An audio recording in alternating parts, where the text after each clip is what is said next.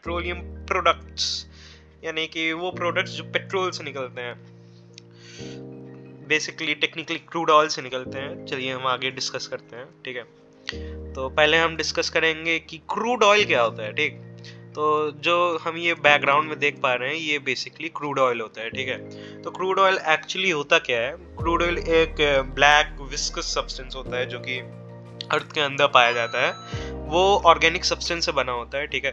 और उससे हम बहुत से पेट्रोलियम प्रोडक्ट्स जैसे heavy oil, asphalt, Vaseline cream जो नहीं होती, jet fuels, diesel, petrol, kerosene etcetera etcetera को हम एक्सट्रैक्ट करते हैं, ठीक है। तो ये अर्थ में मिलियंस ऑफ ईयर्स पहले जो है फॉर्म हुआ था, ऑलराइट। और हुआ क्या था कि जो अब आप सोच रहे होंगे कि क्रूड ऑयल फॉर्म कैसे हुआ ना, तो होता क्या है कि जो ये क्रूड ऑयल था ये एक्चुअली ऑर्गेनिक सब्सटेंस बना है ना, और ऑर्गेनिक सब्सटेंस हमारे प्लांट्स और एनिमल्स में मिलते हैं। तो हुआ क्या, जो बायोटिक कंपोनेंट्स थे मिलियंस ऑफ ईयर पहले जो उस टाइम रहे होंगे ऑर्गेनिजम्स, तो उनके ऊपर बहुत सी सॉइल और रॉक्स की लेयर आ गई, ठीक है। और वो जैसे जैसे लेयर बढ़ती चले गई और वो उसमें ट्रैप हो गए, है ना। तो उससे क्या हुआ, बहुत हाई टेम्परेचर और प्रेशर की वजह से जो है वो क्रूड ऑयल में कन्वर्ट हो गए। तो इस प्रोसेस में बहुत टाइम लगता है, ऐसा नहीं कि कुछ डेकेड्स लगाओ, मिलियंस ऑफ ईयर लगते हैं, ऑलराइट। तो फॉर्मेशन ऑफ क्रूड ऑयल तो बता ही दिया है। बेसिकली दो थ्योरीज दी जाती हैं इसके लिए, ऑर्गेनिक थ्योरी और इनऑर्गेनिक थ्योरी ना। जो मैंने बायोटिक वाली थ्योरी बताई, प्लांट्स और एनिमल वाली, वो ऑर्गेनिक थ्योरी में आती है, जबकि इनऑर्गेनिक थ्योरी बहुत आउटडेटेड थ्योरी है। उसमें ये बोला गया था कि जो वाटर, सन और एयर नहीं होते, वो तीनों कंबाइन होके मरकरी और सल्फर बनाते हैं। उस टाइम एक्चुअली इतना मालूम नहीं था कि एलिमेंट्स वगैरह की फॉर्मेशन कैसे होती है, तो इसलिए बाद में इसको रिजेक्ट कर दिया गया था। तो उस मरकरी और सल्फर बेसिकली जो ये बनते हैं, ये सॉइल और सब सॉइल जो होती है हमारी, उससे रिएक्ट करके क्रूड ऑयल बनाते हैं, ये माना गया था। लेकिन ऑफ कोर्स उस टाइम इतना मालूम नहीं था। उसके बाद जो है ऑर्गेनिक थ्योरी को ज़्यादा प्रेफरेंस मिली और आज हम ऑर्गेनिक थ्योरी को ही बेटर मानते हैं। तो अब क्रूड ऑयल के बारे में तो हम जान गए, तो अब ये ज़रूरी है कि क्रूड ऑयल पाया कहा जाता है। अब ये क्या ये हर जगह पाया जा सकता है, हर ज़मीन के अंदर हर जगह पाया जा सकता है, कि कुछ बेसिक एरियाज़ में, हाईलाइटेड एरियाज़ में पाया जा सकता है, ये सब हम जानेंगे, ठीक है। तो बेसिकली होता क्या है, क्रूड ऑयल जो होता है बेसिकली 3 मेन ऐसी जगह हैं जहाँ से दुनिया भर में एक्सपोर्ट किए जाते हैं क्रूड ऑयल्स। वो यूरोप है, यूएस में टेक्सास है, और पर्जियन स्टेट्स है। पर्जियन स्टेट ओपेक से बना है, क्या है, ओपेक से बना हुआ है। तो क्रूड ऑयल को ढूंढने कैसे, पहले हम ये जानेंगे। तो बहुत से मेथड्स है क्रूड ऑयल को ढूंढने के लिए, और हम यहाँ बेसिकली 3 मेथड्स के बारे में जानेंगे, जियोकेमिकल, जियोटेक्निकल और जियोफिजिकल, ठीक है। और इन सर्वेज का मेन मोटो यही है कि जो हमारी अर्थ की अंदर की सब लेयर नहीं होती, मतलब नीचे की लेयर्स जितनी होती है सॉइल की, उसके स्ट्रक्चर्स के बारे में जानना चाहेंगे। उसमें हो सकता है रॉक्स वगैरह हो, तो वो रॉक्स कैसी हो, इन सब चीज़ के बारे में जानने के लिए हम जो है इन तीनों मेथड्स का इस्तेमाल करते हैं। तो जियोफिजिकल सर्वे में बेसिकली हम जो है फिजिकल कैरेक्टरिस्टिक रॉक्स और सॉइल के जानते हैं। फिजिकल कैरेक्टरिस्टिक जैसे हमारी मैकेनिकल प्रॉपर्टीज हो गई, मॉड्यूलस ऑफ इलास्टिसिटी वगैरह एक्सेट्रा, ठीक है। और जियोकेमिकल सर्वे में हम बस वही जैसे फिजिकल था, इसमें हम जो है केमिकल प्रॉपर्टीज जानते हैं। Chemical properties, boiling point, melting point, ये सब हो गया, है ना। यहाँ गलत लिख गया ये मेल्टिंग पॉइंट। और जियो टेक्निकल जो है थोड़ा सा कॉम्प्लेक्स है। इसमें करते क्या है, हम 4-5 सर्वे मेथड का कंबाइन करके इसको जियो टेक्निकल बोलते हैं। एक्चुअली अब जैसे जियो टेक्निकल में हमारे ग्रेविटी मीटर आ गया। ग्रेविटी मीटर क्या होता है, अब हम जानते हैं कि जो हमारी अर्थ होती है वो समतल तो होती नहीं हर जगह, तो समतल ना होने की वजह से अलग अलग जगह जो है ग्रेविटी वेरी करती है, एक्सेलरेशन ड्यू टू ग्रेविटी, ठीक है। उसी चीज को हम जो है ग्रेविटी मीटर से नापते हैं। अब इसका यूज क्या है आप सोच रहे होंगे, है ना। तो होता क्या है कि जो सब लेयर्स होते हैं उसमें पोरस और हार्ड रॉक्स होती है ना। पोरस जैसे स्पंज जैसी रॉक्स हो गई, है ना। अब जो स्पंज जैसी रॉक्स होती हैं, ये पाया गया है जो उसकी ग्रेविटी होती है, एक्सेलरेशन ड्यू टू ग्रेविटी, वो कम होती है in comparison to hard rocks, है ना। तो ग्रेविटी मीटर बेसिकली यही हमारा डिटेक्ट करता है कि कहाँ ग्रेविटी ज़्यादा है, कहाँ ग्रेविटी कम है। इससे हम जो है सब लेयर के स्ट्रक्चर के बारे में अच्छी खासी जानकारी पा सकते हैं, है ना। और ऐसे ही मैग्नेटोमीटर बेसिकली मैग्नेटिक प्रॉपर्टीज के बारे में बताता है। पोरस रॉक्स हमारी जो है लेस मैग्नेटिक होती है हार्ड रॉक्स के मुकाबले। अब हम रॉक्स की बात कर रहे हैं, आप सोच रहे होंगे होता क्या है कि क्रूड ऑयल अंदर बहुत हाई प्रेशर और टेम्परेचर में होता है ना। जैसे ये सॉइल है, मान लीजिए यहाँ ये क्रूड ऑयल है ना, बहुत हाई टेम्परेचर प्रेशर में है, और यहाँ रीजन ऑफ लो प्रेशर है, यहाँ रीजन ऑफ हाई प्रेशर है ना। अब हाई प्रेशर से लो प्रेशर में जाने ये ऑफ कोर्स ट्रैवल करना चाहेगा। जब इसको स्पेस मिलता है ये ऑफ कोर्स ट्रैवल करता है, लेकिन कभी कभार क्या होता है कि ऊपर रॉक्स आ जाती हैं। जैसे ये मान लीजिए रॉक आ गई, और तो क्या होता है ये क्रूड ऑयल इन रॉक्स के नीचे ट्रैप हो जाता है। तो हम इसलिए इन रॉक्स के बारे में जानने की कोशिश करते हैं कि हमको आगे पता चल जाए कि उसका स्ट्रक्चर क्या है, कितना क्रूड ऑयल प्रेजेंट होगा, etcetera etcetera. So moving along, तो जियो टेक्निकल सर्वे में दो और मेथड्स आते हैं, सैटेलाइट सर्वे और एक्सप्लोजन सर्वे। सैटेलाइट सर्वे कुछ नहीं है, बेसिकली हम जैसे ये सैटेलाइट है, सैटेलाइट की मदद से हम जो है ऊपर की सॉइल की लेयर को हम जो है स्टडी करते हैं। और इसमें कई बार क्या करते हैं ना, ग्रेविटी मीटर और मैग्नेटोमीटर का जो डेटा होता है इसको सैटेलाइट सर्वे के डेटा के संग हम इंटरप्रेट कर देते हैं। इसकी मदद से जो है हमको और एडिशनल डेटा मिलता है जो हमारी काफ़ी मदद कर सकता है सब लेयर की स्ट्रक्चर के बारे में जानने के लिए, ठीक है।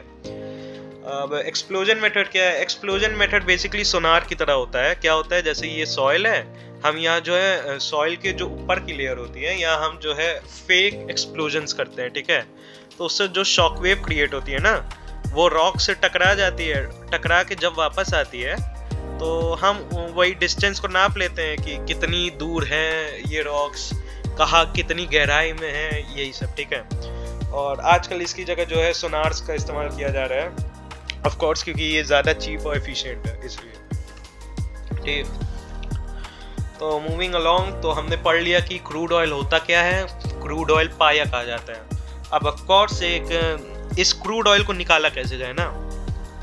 अब बेसिकली क्रूड ऑयल लिक्विड की तरह होता है, जैसे वेल में पानी नहीं होता, कुएं में पानी होता है, हम कैसे निकालते हैं पानी, कुएं में हम गड्ढा करते हैं, है ना। तो इसी तरह क्रूड ऑयल के लिए भी हम जो है बेसिक जो सबसे प्रायोरिटी मेथड होता है वो डिग करना होता है ना। तो जैसे ये हमारी अर्थ क्रस्ट है, यहाँ हमारा नेचुरल गैस और ऑयल का रिजर्व है, हम सीधा यहाँ डिग करते चले जाते हैं। अब जब हम हिट करते हैं क्रूड ऑयल को, है ना, तो होता क्या है, ये तो हाई प्रेशर में है और ऊपर हमारी सरफेस जो है लो प्रेशर में है, ये ऑटोमेटिकली जो है ऊपर आ जाता है। फिर हम यहाँ पाइप कनेक्ट करके इसको जो है रिफाइनरी की तरफ भेज देते हैं। लेकिन जैसे जैसे अंदर प्रेशर कम होने लगेगा तो कुछ क्रूड ऑयल तो यहाँ बच जाएगा, है ना।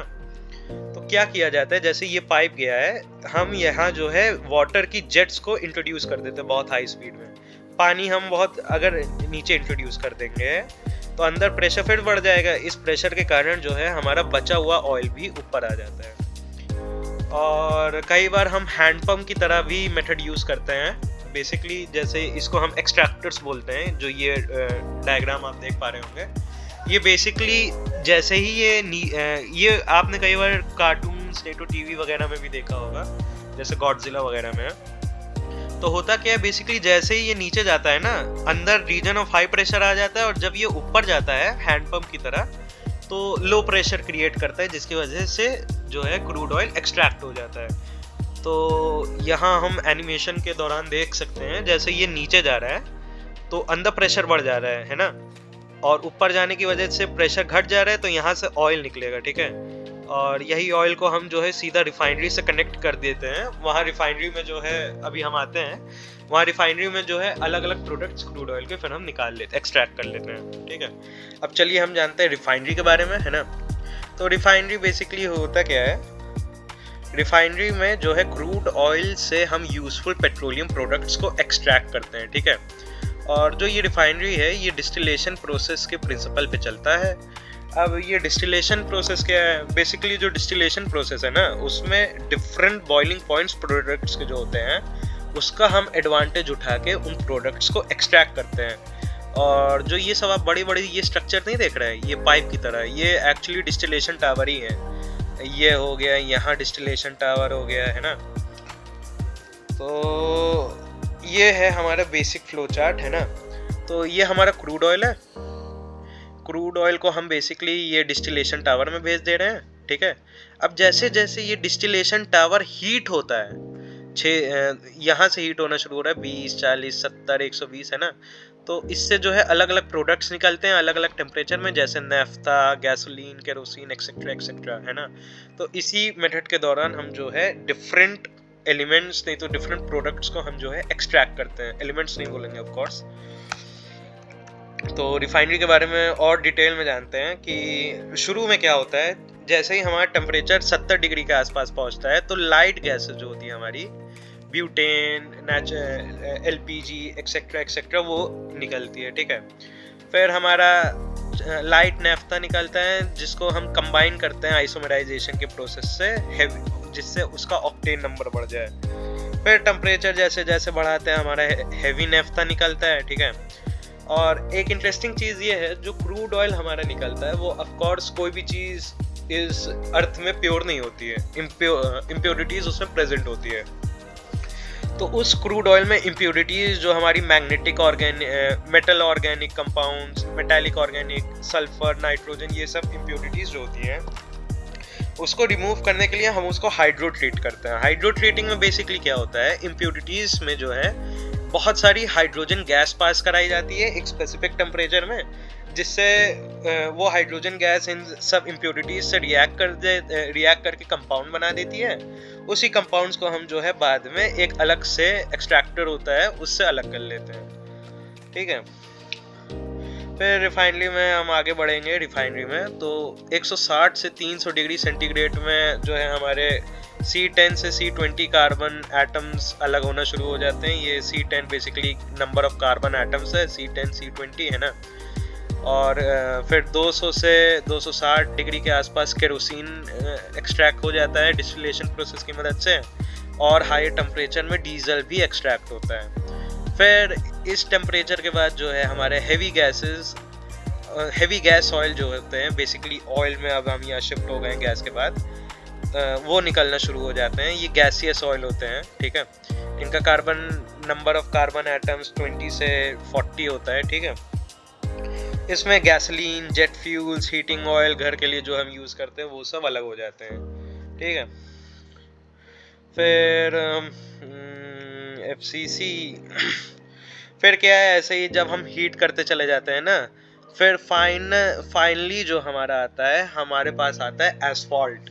एस्फॉल्ट को जो है हम डिस्टिलेशन प्रोसेस की मदद से अलग नहीं करते हैं। बेसिकली वो क्रूड ऑयल जो डिस्टिलेशन प्रोसेस के बाद बच जाता है ना, वो होता है हमारा एस्फॉल्ट, ठीक है। एस्फॉल्ट बेसिकली ये रोड की कंस्ट्रक्शन के लिए यूज होता है। ये हमारा एस्फॉल्ट है। ये देखा ही होगा, रोड वोड जब बनती है तो उसमें जो ये बामर गिट्टी वगैरह नहीं होती, इसी को हम जो है एस्फॉल्ट बोलते हैं इंग्लिश में।